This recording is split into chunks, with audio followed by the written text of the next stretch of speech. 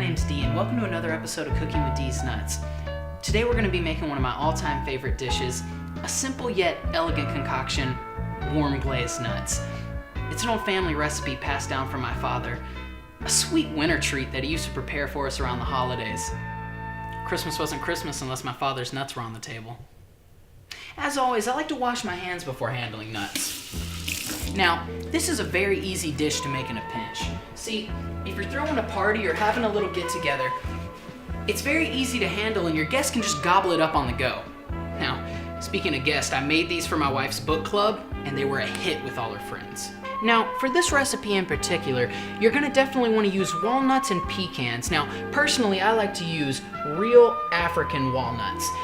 Now, of course, over the years, they've gotten a bad rap for being too big. And of course, they are a bit larger than their European counterparts, but to me, there's just a taste that's beyond measure.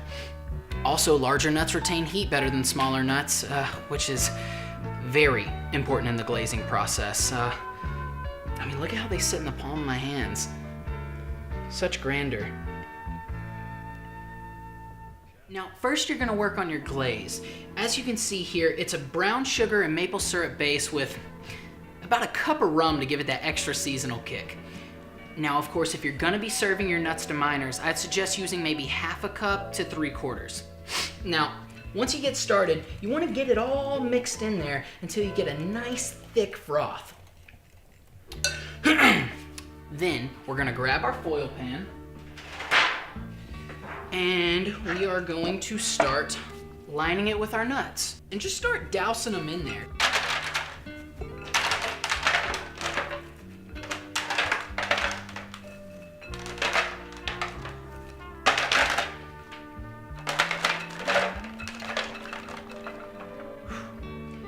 You want to just spread them out like so. Make sure you get a nice base in there. Then you're going to want to get your glaze. Now, bring your glaze up and make sure your nuts are spread apart far enough because once they get hot, trust me, they will stick together. Then you're going to want to apply your glaze. Get your glaze in there real nice.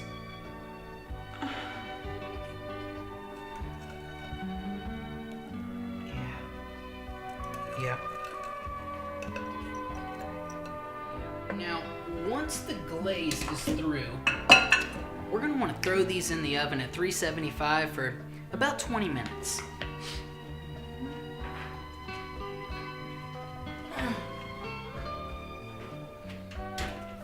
Now, let's take some viewer mail in a segment I like to call Dee's Mail Sack.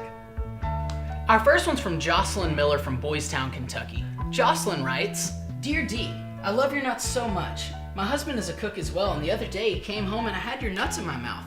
It was awkward to say the least because up until then I'd only ever had my husband's nuts.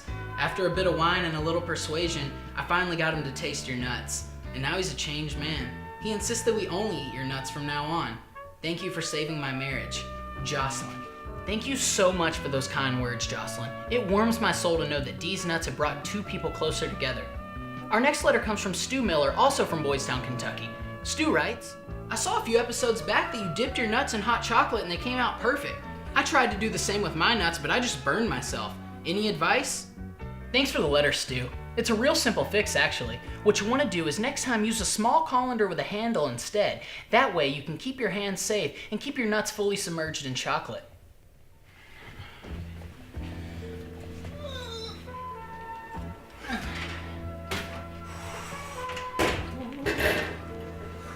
Look at that. This may be my best. The slight brown coating and the exposure to heat makes them swell up just a little bit. And...